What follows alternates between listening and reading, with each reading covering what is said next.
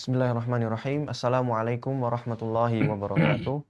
Alhamdulillah wassalatu wassalamu ala Rasulillah wa ala alihi wa sahbihi wa mawalah. Amma ba'du. Kaum muslimin dimanapun Anda berada, alhamdulillah berjumpa lagi bersama kami di serial Akhir Zaman yang insyaallah pada kesempatan kali ini kita membahas seperti biasa 1 jam ke depan topik tentang tanda-tanda di akhir zaman. Dan maksud kami tanda-tanda dekatnya kita dengan akhir zaman. Dan pada kesempatan kali ini kita sudah mengangkat topik baru, yaitu fitnah wanita bagi lelaki. Bersama saya Adel Krisna Adisti dan pemateri kita Al-Ustadz Asad Haryanto, hafizahullah ta'ala. Mari kita sapa beliau. Assalamualaikum Ustaz. Assalamualaikum warahmatullahi wabarakatuh. Bagaimana kabarnya Ustaz? Alhamdulillah. Kenapa kabar antum sama teman-teman studio? Alhamdulillah kami baik Ustaz di sini, dan kita doakan juga kepada para pemirsa kaum muslimin semoga selalu dalam keadaan kebaikan dan selalu dalam taufik Allah Subhanahu wa taala untuk menjalankan ketaatan. Amin ya rabbal alamin. Dan kesempatan kali ini Ustaz kita membahas tentang fitnah wanita Ustaz. Dan kita kalau dalam agama kita fitnah kan berarti ujian Ustaz ya.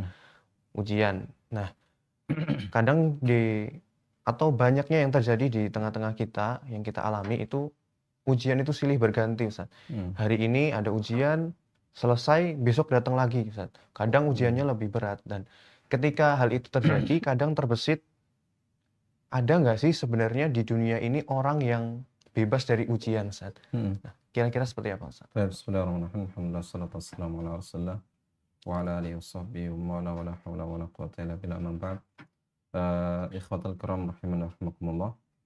Jadi pembahasan kita kali ini berkaitan masalah salah satu di antara dekatnya hari kiamat. Semakin dekatnya hari kiamat adalah ketika muncul banyak sekali jumlah wanita yang lebih dominan daripada lelaki. Tetapi sini kita kaitkan berkaitan masalah antara fitnah laki-laki dan fitnah perempuan. Yang paling besar adalah fitnah perempuan terhadap lelaki.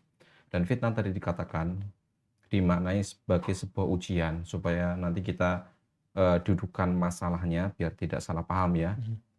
Karena fitnah itu kan dimaknai banyak hal. Sebagian masyarakat menganggap yang namanya fitnah itu ya sebuah tuduhan ya, sebuah tuduhan ketika seorang menuduh orang lain melakukan sesuatu yang tidak dilakukan oleh dia, maka itu dikatakan fitnah. Kita tidak menyalahkan sama sekali, bukan, tapi kita ingin menjelaskan duduk masalah yang sedang kita bahas, makna fitnah itu apa. Karena fitnah di sini adalah berkaitan masalah sebuah ujian yang tujuannya adalah nanti menguji agama seseorang. Karena semakin dekat dengan hari kiamat, maka ujian terhadap agama itu semakin berat. Karena semakin banyak muncul fitnah ataupun ujian-ujian yang akan menguji keimanan dan keislaman kita. Dan tadi ditanyakan bahwasanya apakah seseorang itu bisa terlepas dari yang namanya ujian ataupun fitnah. Maka kita katakan bahwasanya orang itu kalau sudah resiko orang hidup di dunia ini, dia tidak akan bisa lepas dari yang namanya fitnah ataupun ujian. Hanya saja ada sebagian orang menganggap bahwasanya yang namanya ujian itu pasti sesuatu yang sifatnya tidak enak. Sesuatu musibah, penyakit, ataupun sesuatu yang dianggap menurut jiwa kita adalah sesuatu yang tidak nyaman, itu adalah ujian. Padahal ujian itu nanti sifatnya lebih umum daripada itu. Dan Allah Subhanahu wa taala menetapkan bahwasanya orang hidup dan mati itu semuanya mendapatkan ujian. Bahkan ketika orang sudah meninggal pun nanti ada ujian. Tapi ujiannya berbeda dengan orang yang hidup. Dalam surat Al-Mulk ayat kedua Allah Subhanahu wa taala berfirman, "Alladzi khalaqal mauta wal hayata liyabluwakum ayyukum ahsanu amala wa huwal azizul ghafur." Dialah Allah yang telah menciptakan kematian dan kehidupan agar menguji kalian siapa di antara kalian yang paling baik amalnya. Jadi adanya kematian dan kehidupan itu adalah itu salah satu sarana Allah menjadikan sebagai kesempatan untuk menguji makhluknya siapakah di antara mereka yang paling baik amalnya. Dan Allah Maha Perkasa lagi Maha Pengampun. Dan ujian ini kan ada pada kehidupan, baik dalam kondisi senang ataupun dalam kondisi susah. Karena dalam ayat yang lain Allah Subhanahu wa taala berfirman dalam surat Al-Anbiya, Allah Subhanahu wa taala berfirman, "Kullu nafsin dha'iqatul maut." Setiap yang bernyawa pasti akan merasakan yang namanya kematian. "Wa nabluukum bisyarri wal khairi fitnah wa ilaina turja'un." Dan kami akan menguji kalian dengan keburukan dan kebaikan. Dan kepada kamilah kalian akan dikembalikan. Jadi dalam ayat ini menjelaskan bahwasanya yang namanya fitnah atau ujian itu tidak hanya sekedar sesuatu yang sesuatu yang tidak enak, sesuatu bersifat musibah atau sesuatu yang tidak menyenangkan, bahkan bertambahnya nikmat yang Allah berikan pada kita. Seseorang dijadikan oleh Allah sebagai orang yang kaya, orang yang mampu, orang yang menerima banyak sekali rezeki dari Allah, itu juga dalam kondisi orang sedang diuji. Sebagaimana kalau kita lebih ingin mendekatkan pemahaman ya, misalnya ada orang tua yang punya anak. Orang tua ketika tidak memberikan sesuatu apa yang diminta oleh anaknya, di situ juga orang tua sedang menguji apakah anak ini sabar atau tidak. Begitu pula ketika orang tua memberikan uang banyak dengan jumlah banyak kepada anak tersebut, di situ juga ada ujian. Apakah anak ini mampu mengelola uang tersebut atau tidak. Tidak hanya sekedar diberi begitu saja, tapi orang tua pasti akan melihat apakah anak ini mampu untuk mengelola uangnya atau tidak. Begitu pula ketika Allah Subhanahu wa taala memberikan kenikmatan pada kita, kita dilapangkan rezekinya, kita hidup sehat dalam kondisi sejahtera. Di situ juga sebenarnya Allah sedang menguji kita sejauh mana rasa syukur kita atas apa yang telah Allah berikan pada kita. Jadi akhirnya kita bisa tahu bahwasanya yang namanya orang hidup itu tidak bisa lepas dari yang namanya fitnah ataupun ujian, baik dalam kondisi senang ataupun dalam kondisi kesusahan. Seperti itu. Berarti bisa ditarik kesimpulan bahwa memang selama seseorang itu hidup di dunia, berarti dia dalam keadaan sedang diuji oleh Allah Subhanahu wa taala. Karena memang tidak lepas dari posisi dia di atas kebaikan atau diuji di atas rasa yang tidak enak atau keburukan tadi, Ustaz. Baik, Ustaz. Terus bagaimana Islam memberikan solusi, Ustaz? Apa sih sebenarnya yang menjadi solusi atau jadi jalan keluar dari berbagai ujian dan keburukan ini, Ustaz? Baik, jadi tadi kan kita sampaikan yang namanya ujian hidup itu ya tidak lepas dari dua hal. Apakah dalam kondisi dia senang, dalam kondisi lapang, ataupun dalam kondisi dia sempit dan kondisi dalam kesusahan. Maka Islam menjelaskan bahwasanya karena orang itu tidak bisa lepas dari dua hal ini, maka Islam memberikan tips agar senantiasa selamat dalam ujian. Dan ini sebagaimana disebutkan oleh Rasulullah SAW dalam hadis riwayat Imam Muslim, ketika beliau bersabda, "Ajaban li amril mu'min, inna amrahu kullahu lahu khair, wa laysa dzalika li ahadin illa lil mu'min." Sungguh menakjubkan perkara seorang mukmin, keadaan seorang mukmin, karena orang mukmin, orang yang beriman itu segala kondisi senantiasa dalam kebaikan. In asobatuhu sarra syakara fakana khairul lah. Apabila dalam kondisi dia mendapatkan kesenangan, diuji oleh Allah Subhanahu wa taala dengan kelapangan, dengan banyaknya rizki, dengan kesehatan dan sebagainya, dia akan senantiasa bersyukur pada Allah dan itu baik bagi dia. Wa in asabathu dharra sabara fakana khairan lahu. Dan apabila diuji dengan kesulitan, kesusahan, dengan cobaan, musibah, dia bersabar, maka itu baik bagi dia. Jadi intinya tips agar kita bisa senantiasa selamat dan sukses dalam menghadapi ujian hidup adalah dua hal, syukur dan sabar. Dalam kondisi senang kita banyak bersyukur, dalam kondisi senang kita bersyukur, dalam kondisi susah kita bersabar atas apa yang telah Allah tetapkan pada kita. Jadi model utama seseorang hidup agar senantiasa sukses dalam menghadapi ujian hidup ya dia harus punya sifat sabar dan syukur pada Allah Subhanahu wa taala. Terkait tema kita kali ini, kita membahas lebih detail lagi bahwa setiap orang itu mengalami yang namanya ujian. Kemudian di antara kita di kaum laki-laki, kira-kira ujian terberat bagi kita itu apa, Ustaz? ujian yang terberat bagi seorang laki-laki karena kita hidup ya Allah menciptakan makhluknya itu kan berpasang-pasangan. Ada ada laki-laki, ada perempuan, ada matahari, ada bulan, ada langit dan bumi dan sebagainya. Maka ujian yang terberat yang ditetapkan dalam syariat Islam yang disebutkan oleh Rasulullah SAW bahwasanya ujian terberat bagi seorang lelaki adalah lawan jenisnya, yaitu perempuan. Kita tidak membahas jenis yang lain ya. Ustaz, di negara lain ada ladyboy, ada bahkan ada katanya di sebagian negara itu ada yang jenis kelamin sampai berpuluh-puluh dengan berbagai macam ini. Itu karena hakikatnya ya kembali pada dua hal, laki-laki dan perempuan. Jadi ujian berat bagi seorang lelaki ya perempuan. Dan ini sebagaimana disebutkan oleh Nabi SAW dalam hadis sahih riwayat Imam Bukhari dan Muslim. Nabi SAW bersabda, "Ma taraktu ba'di fitnatan adarru 'ala rijal minan nisa." Aku tidak meninggalkan suatu ujian yang lebih berat bagi seorang laki-laki melainkan dari wanita. Jadi ujian berat bagi seorang lelaki adalah seorang wanita. Bahkan para ulama berusaha untuk menjaga diri mereka untuk tidak mendekat kepada ujian ini. Dan ini memang ujian yang sangat berat.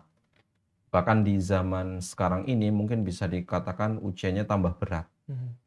Dikarenakan banyak sekali di saat teknologi itu sangat canggih, tapi ternyata dimanfaatkan oleh sebagian orang untuk melakukan hal-hal yang itu menimbulkan fitnah, menimbulkan ujian bagi yang lain. Ada sebagian orang yang mengeksploitasi diri mereka sendiri, memamerkan aurat mereka sendiri untuk dipertontonkan secara gratis pada orang lain, sehingga hal ini menjadikan masalah bagi masyarakat yang ada di sekitar. Dan para ulama mereka lebih rela untuk menghadapi ujian harta daripada ujian wanita.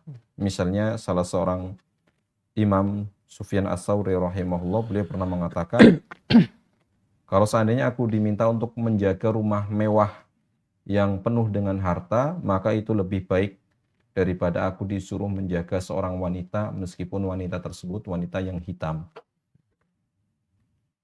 Ulama Imam Sufyan Ats-Tsauri dan ulama yang lainnya mereka lebih memilih untuk diamanahi untuk menjaga harta daripada diamanahi untuk menjaga seorang wanita. Meskipun wanita tersebut mungkin secara fisik tampilannya kurang bagus, hitam kulitnya. Tapi ya setiap wanita memiliki apa yang dimiliki wanita yang lain. Sehingga hal itu bisa membahayakan agama seseorang. Sehingga para ulama sangat mewanti-wanti menjaga, berusaha untuk tidak terjatuh pada fitnah wanita tersebut. Kira kalau kita boleh flashback, kira-kira dimulai fitnah ini mulai muncul itu kira-kira kapan, Ustaz? Kalau kita lihat di sejarah manusia, umat manusia yang pernah sering kita dengar dan sering kita baca dari kecil ya, kisah Nabi Adam misalnya alaihissalam, dan beliau adalah Nabi pertama dan umat manusia pertama, kemudian diturunkan oleh Allah ke bumi. Salah satu tindak kriminalitas yang terjadi pada saat itu kan adalah terjadinya pembunuhan. Pembunuhan antara kedua anak Nabi Adam alaihissalam. Dan kalau kita lihat kisahnya, salah satu motif yang menjadikan terjadi pembunuhan ini adalah karena masalah wanita. Jadi masalah wanita ini, rebutan seorang wanita, iri untuk mendapatkan seorang wanita, hasad dan sebagainya, yang itu bisa menyebabkan tindak kriminalitas yang lebih besar lagi. Jadi fitnah ini sudah ada sejak dahulu. Bahkan umat terbesar setelah umat Islam, setelah umatnya Nabi Muhammad SAW, yaitu umatnya Bani Israel, Nabi Musa dan para pengikutnya, juga dikatakan fitnah yang muncul pertama kali, yang awal-awal yang muncul di antara mereka adalah fitnah tentang wanita. Nabi SAW bersabda dalam sebuah hadis riwayat Imam Muslim, beliau menyampaikan, inna dunya hulwatun khadirah. Sesungguhnya dunia itu manis dan hijau. wa innallaha mustakhlifukum fiha fayanzuru kaifa ta'malun, dan Allah menguasakan kepada umat manusia untuk mengelola bumi ini. Kemudian Allah akan melihat bagaimana kita mengelola bumi yang Allah amanahkan pada kita. Wattaqud dunya wattaqun nisa, maka oleh karena itu berhati-hatilah terhadap dunia dan berhati-hati pula terhadap wanita. Fa inna awwala fitnati Bani Israil kanat fin nisa, karena fitnah yang pertama kali muncul di kalangan Bani Israel adalah fitnah berkaitan masalah wanita. Maka ini perkara yang sangat penting yang harusnya menjadikan kita lebih berhati-hati. Bukan berarti di sini, biar tidak salah paham ya, bukan berarti kemudian di sini menjadikan kita alergi kepada wanita. Itu bukan, karena seorang lelaki tidak bisa hidup sendirian, tidak bisa lepas dengan wanita. Tetapi bagaimana cara kita menyikapi dengan cara yang baik sesuai dengan ajaran Islam agar bersatunya antara lelaki dan wanita tidak menimbulkan dosa. Tetapi yang diharapkan adalah munculnya pahala yang besar dari Allah Subhanahu wa Ta'ala. Karena dengan adanya persatuan antara lelaki dan wanita, maksudnya dalam koridor pernikahan, di situ ada kesempatan pahala yang besar bagi laki-laki dan bagi wanita. Tetapi kalau hubungan antara lelaki dan perempuan tidak diberikan koridor yang benar, tidak dibingkai dengan bingkai pernikahan yang sah, itu akan menimbulkan masalah besar lainnya, baik secara pribadi kedua belah pihak, termasuk juga nanti kepada masyarakat sekitarnya. Begitu. Kalau kita lihat dari penjelasan dari Ustadz tadi bahwa memang fitnah wanita sudah ada sejak manusia pertama ya, dari keturunan Nabi Adam, Ustadz. Bahkan tadi sempat disebutkan juga sampai semakin berjalannya zaman, semakin kesini fitnah itu semakin besar. Kalau kita pikir Ustadz secara akal bahwa laki-laki itu secara fisiknya dia lebih kuat Ustadz. Mungkin dari segi hatinya juga tidak terlalu baperan begitu Ustadz dibanding dengan wanita. Tapi bagaimana wanita ini bisa mengalahkan dan menaklukkan laki-laki Ustadz? Itu bagaimana Ustadz? Jadi seorang wanita meskipun secara fisik tadi dikatakan lebih lemah daripada seorang lelaki, tetapi dengan apa yang dia miliki, dengan segala kekurangan yang dimiliki, tapi ada sesuatu yang yang bisa menyebabkan seorang laki-laki itu takluk terhadap wanita. Dan wanita ini memang kan diciptakan oleh Allah Subhanahu wa Ta'ala sebagai sesuatu yang indah bagi seorang lelaki. Allah Ta'ala pernah menyebutkan zuyyina linnasi hubbus syahawati minan nisa wal banin, dan seterusnya di dalam surat Al-Baqarah. Allah Subhanahu wa Ta'ala mengatakan di situ zuyyina linnasi hubbus syahawat. Allah jadikan yang manusia itu merasa indah kecondongan manusia, hubbus syahawat, terhadap sesuatu yang membuat syahwat, membuat jiwa kita itu merasa senang. Di antara yang pertama yang Allah sebutkan adalah an-nisa, pada wanita. Jadi memang laki-laki itu meskipun secara fisik dia kuat, tapi dia bisa tunduk terhadap wanita. Karena memang kecenderungan laki-laki ya suka terhadap wanita dan sebaliknya.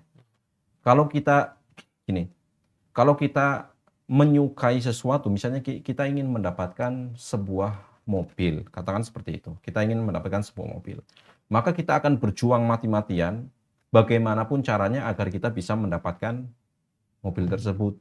Meskipun bisa jadi sampai menghinakan diri kita sendiri. Begitu pula ketika seorang laki-laki sudah cinta terhadap seorang wanita, ya dia akan membabi buta apapun caranya bagaimana dia bisa mendapatkan hati wanita tersebut. Sehingga dia akan takluk, akan nurut dengan apa yang diinginkan oleh wanita tersebut.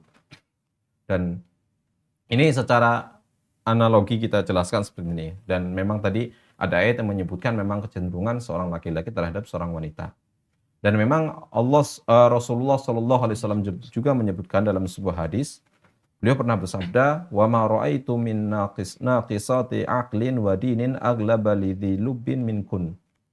Saya belum pernah melihat orang yang kurang akal dan agamanya. Kurang akal, dikatakan wanita itu adalah makhluk Allah yang kurang akal, karena persaksian satu orang laki-laki itu setara dengan 2 orang wanita. Dan dikatakan seorang wanita adalah kurang agama. Karena kurang agamanya, karena seorang wanita itu kalau dalam kondisi haid dan nifas, dia tidak sholat dan tidak puasa. Gitu ya. Aghlaba lidhi lubin minkun. Yang lebih bisa mengalahkan laki-laki yang berakal daripada kalian. Jadi Rasulullah SAW di sini menyebutkan seorang wanita yang mereka lebih mengedepankan perasaan dan seorang lelaki yang lebih mengedepankan akal dan logika mereka. Logika dan akal mereka tidak berfungsi ketika sudah berhadapan dengan seorang wanita, akan tunduk di hadapan wanita. Maka ini menunjukkan bahwasanya secara umum wanita itu dapat mengalahkan laki-laki. Tapi yang dimaksudkan mengalahkan di sini bukan dalam artian berantem secara fisik ya, bukan adu fisik, bukan, tapi apa namanya mengalahkan dalam artian bisa menjadikan laki-laki itu nurut dan tunduk kepada wanita tersebut.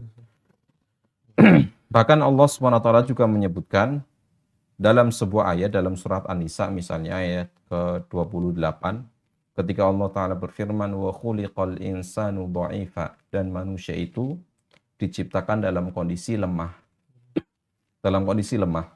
Dan sebagian ulama tafsir menyebutkan seperti Imam Ibnu Hatim rahimahullah, beliau menukil ucapan Imam Tawus rahimahullah, dia mengatakan manusia diciptakan lemah dalam urusan wanita, yaitu seorang laki-laki itu tidak sabar terhadap wanita.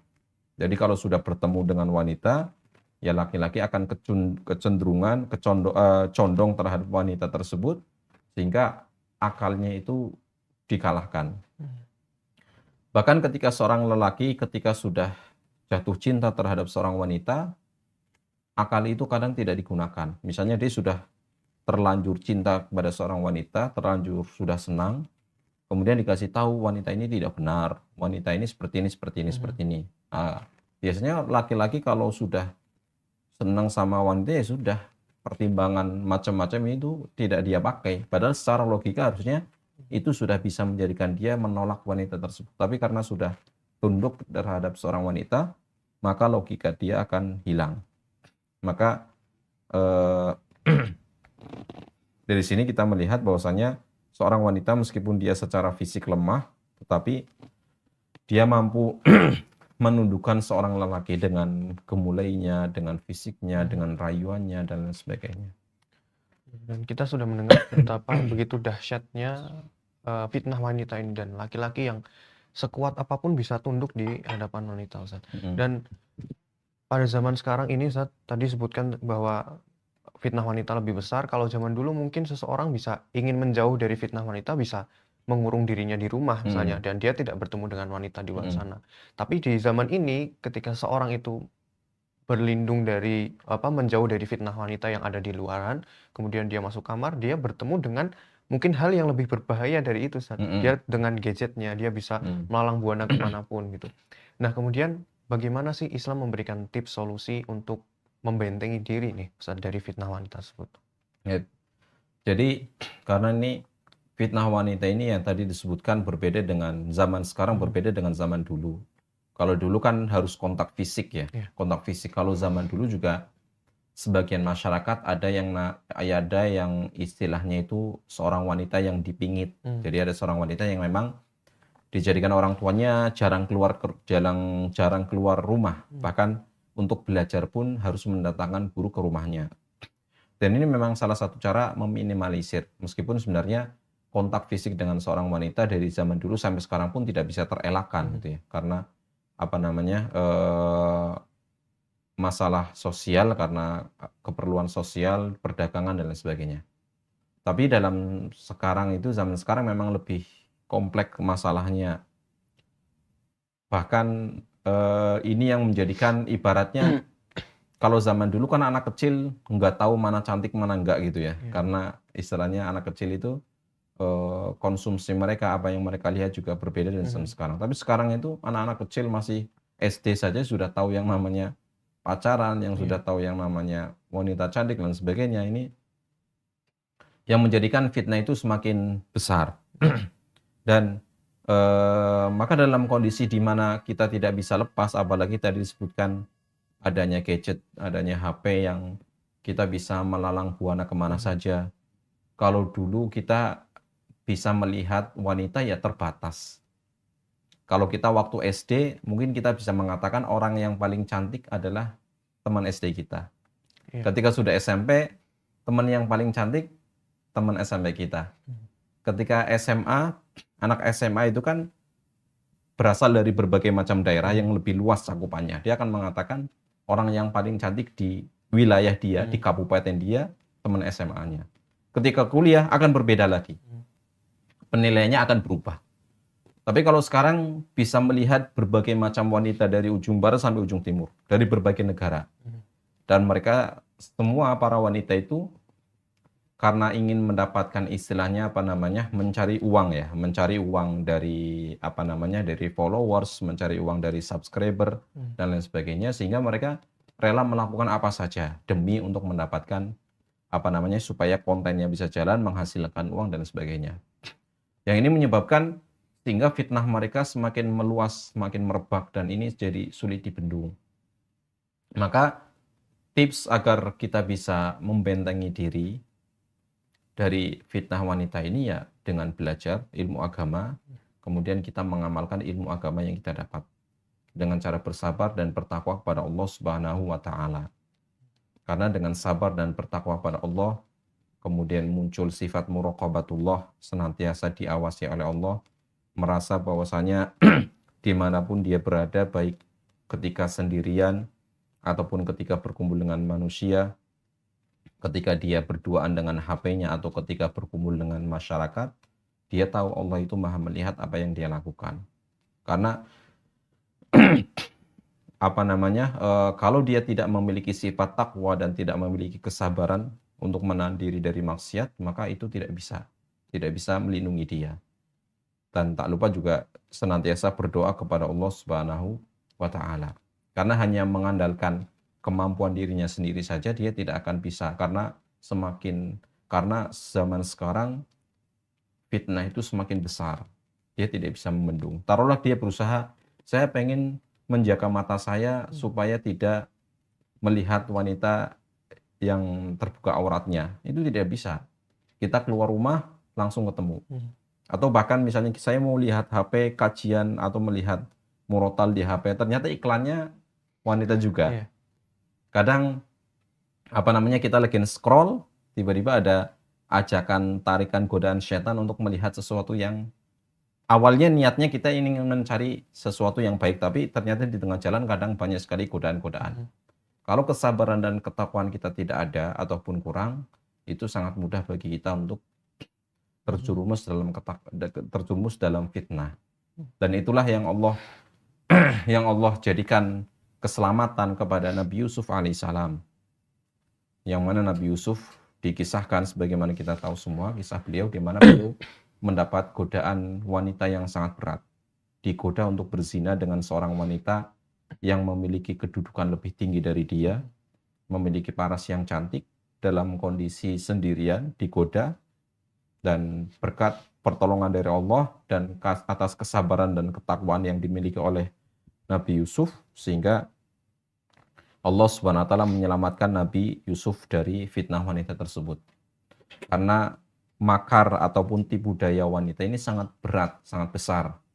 Bahkan Allah Subhanahu wa taala pernah menyebutkan dalam surat Yusuf, "Inna kaidakunna 'adzim." Sesungguhnya tipu daya wanita itu sangat besar.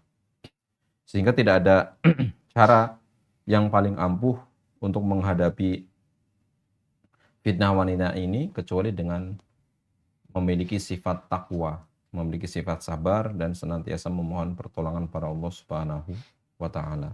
Dan sabar dan takwa itu juga perlu ilmu dan perlu dilatih, Ustaz ya. Tidak langsung dia serta-merta, tapi dia perlu berlatih dan terus berusaha untuk menjauh dari fitnah sekuat tenaga dia, Ustaz.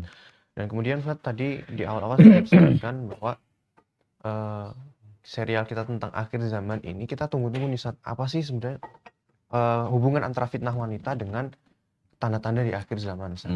Bagaimana, Ustaz? Jadi di antara tanda dekatnya hari kiamat adalah ketika jumlah wanita itu lebih banyak daripada jumlah lelaki. Hmm. Sehingga secara otomatis ya nanti fitnahnya akan lebih berat lagi ya. Dengan zaman sekarang saja kalau lihat dari sensus penduduk dunia sekarang sih, perbedaan antara laki-laki perempuan itu masih selisihnya tidak terlalu jauh. Bahkan ada sebagian yang menyebutkan sekarang laki-laki masih lebih banyak daripada seorang wanita, tapi selisihnya sedikit. Hmm. Dan ini tidak melihat dari usia produktif ataupun tidak produktif gitu ya. Tapi nanti di akhir zaman, di mana semakin dekatnya hari kiamat, nanti jumlah wanita ini jumlahnya sangat banyak. Melampaui jumlah laki-laki dan jaraknya sangat banyak. Dan tanda dekatnya hari kiamat, yaitu ketika jumlah wanita lebih banyak daripada lelaki, itu sudah pernah disebutkan dalam hadis sahih. Misalnya dalam hadis riwayat Imam Bukhari dari Qatadah beliau mengatakan, sungguh aku akan memberitahukan pada kalian suatu hadis yang tidak pernah kalian dengar dari orang-orang sesudahku. Kemudian Anas mengatakan, dan beliau menyebutkan ini ya Anas bin Malik radhiyallahu taala anhu, otomatis beliau mengatakan ini karena mendapatkan informasi dari Nabi SAW. Beliau mengatakan, min asyratis sa'ah an yaqillal ilmu wa yadharul jahlu. Dan di antara tanda-tanda dekatnya hari kiamat adalah ketika ilmu itu sudah mulai sedikit. Maksudnya ilmu agama, bukan ilmu dunia. Ilmu agama semakin sedikit dengan wafatnya para ulama. Wa yadharul jahlu, dan otomatis ketika ilmu sudah mulai diangkat, sudah mulai berkurang karena para pemangku ilmu, yaitu para ulama sudah mulai meninggal, otomatis kebodohan itu akan mulai muncul. Yang menggantikan adalah orang-orang yang bodoh ilmu agama, yang minim ilmu agama, tetapi memposisikan dirinya sebagai orang yang dijadikan panutan. Wayad harus zina, dan semakin merebaknya perzinaan. Dan kita dewasa ini pun sudah mulai melihat, sudah mulai menyaksikan, maksudnya bukan menyaksikan secara langsung perzinaan, enggak, tapi kalau dulu kan orang kalau mau berzina ya ada tempat-tempat khusus ya, ada sebagian daerah punya kompleks khusus untuk perzinaan. Jadi kalau orang yang ke situ ya kita bisa nebak, oh dia mau berzina. Dan orang berusaha untuk ngumpet-ngumpet gitu ya. Karena sesuatu yang terlihat oleh mata. Tapi kalau zaman sekarang yang namanya wasilah perzinahan itu sangat banyak. Bahkan banyak aplikasi-aplikasi yang memang dimanfaatkan oleh sebagian orang untuk transaksi perzinaan. Dan sekarang sudah semakin banyak, semakin marak ya. Dan ini menunjukkan bahwasannya hal ini juga merupakan salah satu di antara semakin dekatnya hari kiamat ketika perzinaan mulai merebak.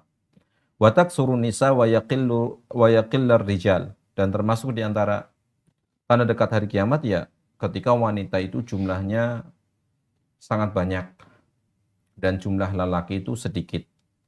Bahkan disebutkan hatta yakuna li khamsina imra'atan al-qayyimul wahid. Bahkan satu orang lelaki itu bisa diikuti oleh 50 wanita. Tapi 50 wanita ya tidak harus dengan jumlah 50, karena nanti ada riwayat lain juga yang menyebutkan bahwasannya maksud dari angka 50 ini bisa diartikan, sebagian ulama mengartikan ini jumlah yang sangat banyak. Intinya satu laki-laki itu harus mengurusi jumlah wanita yang sangat banyak. Ketika jumlah wanita itu sangat banyak dan laki-laki sedikit, maka fitnahnya otomatis akan semakin berat ya pada saat itu, di mana ketika semakin dekat hari kiamat dan semakin banyak fitnah-fitnah yang muncul ketika mendekati hari kiamat tersebut. Dan mungkin untuk lebih jelas lagi Ustaz ya, bahwa ketika seseorang itu tidak mengetahui hal ini, dia akan lebih mudah terjebak Ustaz. Ya mungkin bagi kita ini sudah menjadi kewajiban kita untuk selalu mengingatkan diri kita sendiri bahwa kita sedang berada di zaman yang wanita itu begitu banyak dan akses untuk melihat wanita itu begitu tersebar luas, maka kita harus benar-benar menjaga diri kita dan orang-orang di sekitar kita. Mungkin kalau kita punya anak juga kita menjaga anak kita dari fitnah tersebut, Ustaz. Nah, kemudian Ustaz, ada hubungannya dengan pertanyaan yang sebelumnya terkait banyaknya wanita di akhir zaman yang menjadi tanda-tanda hari kiamat. Kira-kira ada sebabnya nggak, Ustaz? Apa sih sebenarnya, apa yang menjadi sebab bahwa wanita itu bisa menjadi banyak, Ustaz?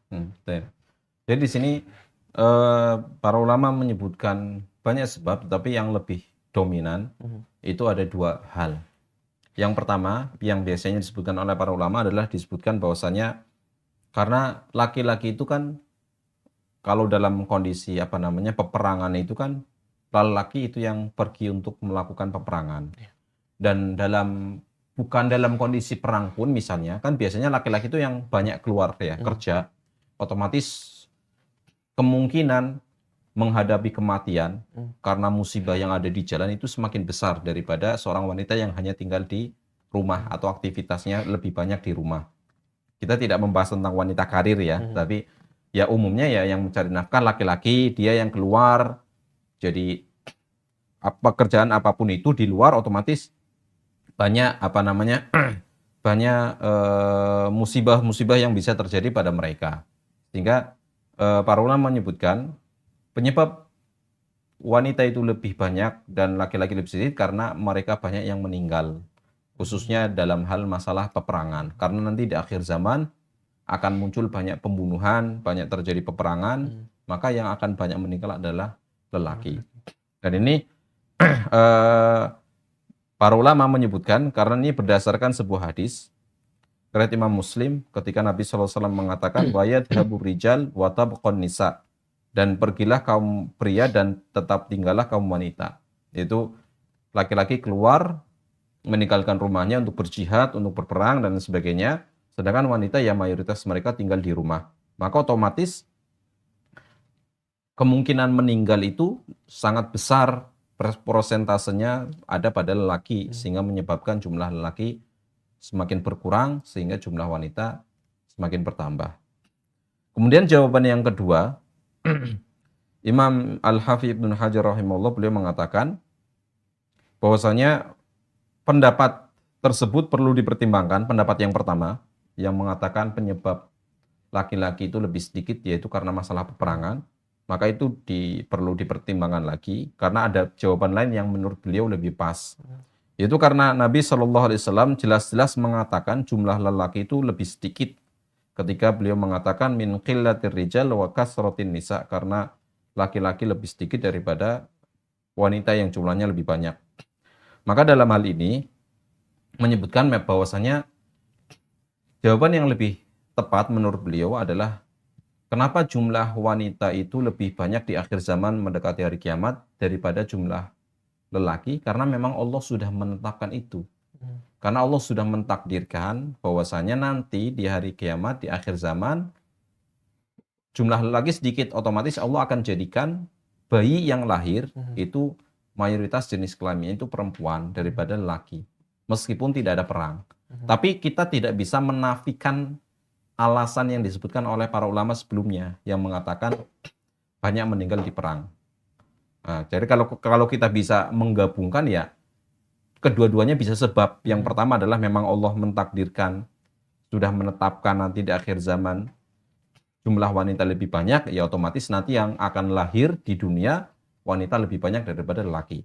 Di samping itu memang akan ada terjadinya peperangan, otomatis akan semakin sedikit lagi jumlah lelaki. Jadi sebab yang dominan yang disebutkan oleh para ulama ya dua hal tersebut. Karena adanya peperangan, kemudian yang kedua karena memang Allah sudah menetapkan di mana nanti di akhir zaman jumlah wanita itu lebih banyak daripada lelaki, maka angka kelahiran jenis kelamin perempuan itu lebih banyak daripada angka kelahiran yang jenis kelamin laki-laki. Gitu. Baik Ustaz. Kemudian kita pernah mendengar Ustaz bahwa terkait surga dan neraka Ustaz, terkait penghuni neraka itu mayoritas dari mereka adalah dari kaum wanita Ustaz. Nah, bagaimana Islam memandang hal ini Ustaz? Nah, memang pernah disebutkan dalam sebuah hadis dan Rasulullah SAW pernah menyebutkan dalam sebuah hadis dari sahabat Abdullah bin Umar radhiyallahu ta'ala anhuma Nabi SAW pernah bersabda, berkata, ada yang menyebutkan riwayat bahwasanya ini terjadi ketika beliau menyampaikan khutbah Id ya, khutbah Id, dan beliau SAW pernah mengatakan kepada para wanita, ya ma'syarun nisa, tasaddaqna wa aksirna al-istighfar, fa inni ra'aitukunna aktsara ahlin nar. Wahai para wanita, bersedekahlah dan perbanyaklah istighfar. Karena sesungguhnya aku melihat kebanyakan penduduk neraka adalah kalian. Kalau kita korelasikan, kita sambungkan dengan pembahasan kita sebelumnya tentang tanda-tanda hari kiamat, kan sudah kelihatan di mana memang jumlah wanita itu sangat banyak, bahkan perbandingannya 1:50. Ini perbandingan banyak 1:50, otomatis kemungkinan besar mereka akan masuk ke dalam neraka yaitu lebih banyak. Meskipun yang lebih tepat ya sebab wanita itu masuk ke dalam neraka itu lebih banyak, sebab utamanya ya yang disebutkan oleh Rasulullah dalam hadis ini. Sehingga ketika Rasulullah mengatakan seperti itu, ini bukan berarti kemudian berarti laki-laki sedikit, enggak, laki-laki juga banyak yang masuk neraka, tetapi kalau dibandingkan antara laki dan perempuan ya lebih banyak perempuannya. Kemudian para wanita bertanya, ya Rasulullah, faqalat imra'atun minhunna, maka kemudian ada seorang wanita yang bertanya, ya Rasulullah, wa malana aktsara ahlin nar, ya Rasulullah, kenapa kami para wanita menjadi penduduk terbanyak di neraka? Maka Rasulullah SAW mengatakan, tuksirna la'na wa takfurnal ashir. Karena kalian itu adalah orang yang paling banyak melaknat dan kalian orang yang tidak bersyukur terhadap kebaikan suami. Jadi faktor utama yang menjadikan kaum wanita itu lebih banyak di neraka adalah karena dua hal tersebut yang disebutkan oleh Rasulullah. Yang pertama adalah karena banyak melaknat, kurang menjaga lisannya, kemudian tidak bersyukur dengan kebaikan suami. Kalau seandainya seorang suami banyak berbuat kebaikan kepada seorang wanita, kemudian suatu ketika seorang istri melihat satu keburukan dari seorang suami, maka dia akan satu keburukan ini akan menutupi banyak kebaikan yang sudah didapatkan sebelumnya. Ya. Jadi kurang bersyukurnya seorang wanita terhadap suaminya ini menyebabkan mereka banyak masuk ke dalam neraka. Dan memang kalau kita kaitkan dengan hadis sebelumnya, kan memang apalagi di akhir zaman nanti jumlah wanita itu sangat banyak. Ya. Jadi kemungkinan besar ya mereka ya bisa masuk neraka karena banyaknya fitnah yang muncul dari para kaum wanita terhadap lelaki. Dan banyaknya wanita yang sekarang yang kurang menjaga aurat mereka, sehingga banyak fitnah-fitnah yang muncul yang menyebabkan banyak sekali kasus-kasus yang dilatar belakangi karena fitnah wanita. Misalnya kasus korupsi. Ada kalanya seorang lelaki, seorang suami, dia tidak ada niat korupsi, tetapi kalau ada tuntutan dari istrinya, tuntutan dari seorang wanita, bisa jadi dia kemudian melakukan tindakan korupsi ataupun tindakan-tindakan yang lain dilatar belakangi oleh adanya fitnah wanita dan godaan wanita yang merengek meminta sesuatu di luar kemampuan seorang lelaki. Jadi ini tadi kita jelaskan bahwasanya yang menyebabkan seorang kaum wanita lebih banyak masuk ke dalam neraka adalah karena tadi dua hal maksiat yang dilakukan, yaitu karena banyak melaknat dan kemudian tidak mensyukuri kebaikan suami. Dan ada hadis yang lain juga menyebutkan ketika Rasulullah SAW menyebutkan dalam sebuah hadis riwayat Imam Muslim, sinfani min ahli nar lam arahuma qaumun ma'ahum siyatun ka'adnabil baqar yadribuna bihan nas. Ada dua golongan dari penduduk neraka yang belum pernah aku lihat. Yang pertama adalah suatu kaum yang memiliki cambuk seperti ekor sapi untuk memukul manusia. Ini menunjukkan orang-orang yang zalim terhadap manusia. Termasuk di dalamnya ya para pemimpin yang mereka zalim terhadap manusia. Kemudian golongan yang kedua Rasulullah mengatakan wa nisaun kasiyatun 'ariyat mumillatun ma'ilatun ru'usuhunna ka'asnimatil bukhtil ma'ilah, yaitu para wanita yang berpakaian tapi telanjang. Jadi pakaian seorang wanita yang berpakaian tapi telanjang bisa disebabkan karena terlalu ketat sehingga lekuk tubuhnya sangat terlihat dan itu otomatis akan menggoda seorang lelaki, atau bisa jadi dia berpakaian tapi transparan, kainnya terlalu tipis sehingga menyebabkan apa yang ada di dalam tubuhnya yang harusnya pakaian tersebut berfungsi untuk menutupi auratnya malah tetap terlihat. Dan berjalan berlenggak-lenggok kepala mereka seperti punuk unta yang miring. Ini karena apa namanya genitnya seorang wanita yang berusaha untuk menggoda seorang lelaki, sehingga banyaknya wanita-wanita seperti ini itu termasuk di antara sebab mereka masuk ke dalam nerakanya Allah Subhanahu wa taala. Dan banyak di media sosial zaman sekarang ini banyak wanita yang mempertontonkan auratnya demi untuk mendapatkan itu ya, like, subscriber dan followers dan sebagainya untuk mendapatkan uang. Ini otomatis suatu hal yang sangat membahayakan bagi mereka karena mereka akan terancam masuk dalam nerakanya Allah Subhanahu wa taala. Baik, berarti dari yang disampaikan dua hadis yang disampaikan tadi bahwasanya mayoritas penduduk neraka adalah dari kaum wanita, seharusnya ini menjadi peringatan khususnya bagi kaum wanita, dan untuk lebih menjaga tadi sebabnya mungkin menjaga lisannya dan menjaga kewajibannya sebagai seorang istri untuk menunaikan hak suaminya, dan kemudian menjaga penampilannya juga seperti itu. Dan mungkin dari sebagai kaum lelaki dari kalangan suami juga harus senantiasa memperhatikan, mengingatkan istrinya atau anak-anak perempuannya dan seperti itu. Nah, kemudian Ustaz, ada tips tidak terkait tentang supaya manusia atau kaum muslimin itu lebih dia terjaga dari fitnah, dia lebih bisa mengupgrade ketakwaannya, keimanannya seperti itu Ustaz.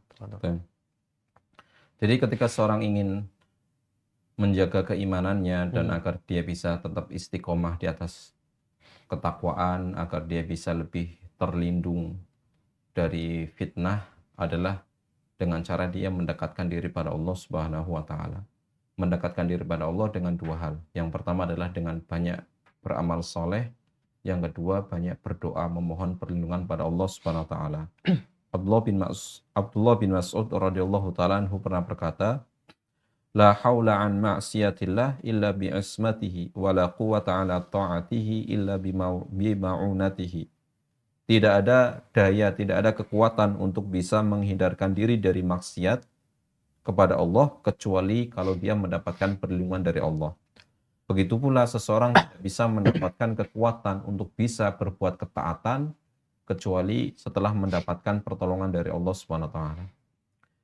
Ketika seseorang itu bisa menjaga dirinya sehingga dia mudah untuk berbuat ketaatan, sehingga dia mampu menahan diri untuk tidak berbuat maksiat, ini semua adalah kenikmatan dan karunia dari Allah Subhanahu wa taala.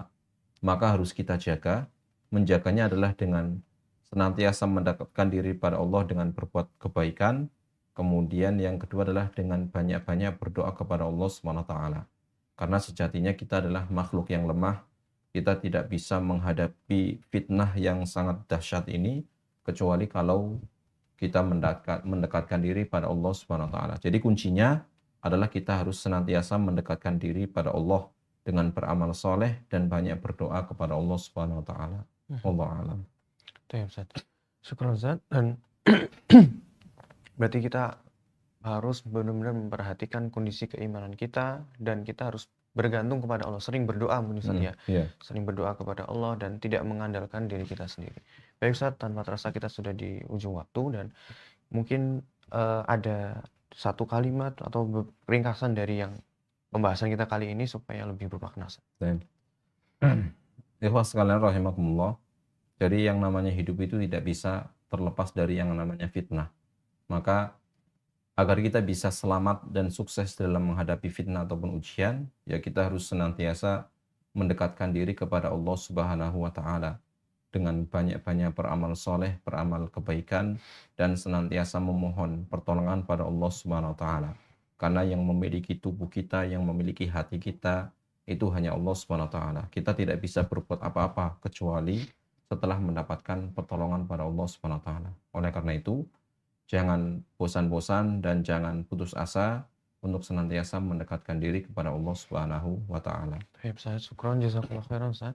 Baik, para pemirsa dimanapun Anda berada, alhamdulillah kita setelah menyaksikan berbagai faedah dan kita insya Allah kita dapat mengambil faedahnya dan menerapkannya dalam kehidupan sehari-hari. Dan tentunya dari serial akhir zaman ini tujuan kita adalah supaya kita dapat mempersiapkan posisi kita sudah di akhir zaman dan supaya kita benar-benar mempersiapkan diri, menyiapkan bekal untuk menghadapi berbagai macam ujian di akhir zaman dan supaya menjadi hambanya Allah yang lebih bertakwa.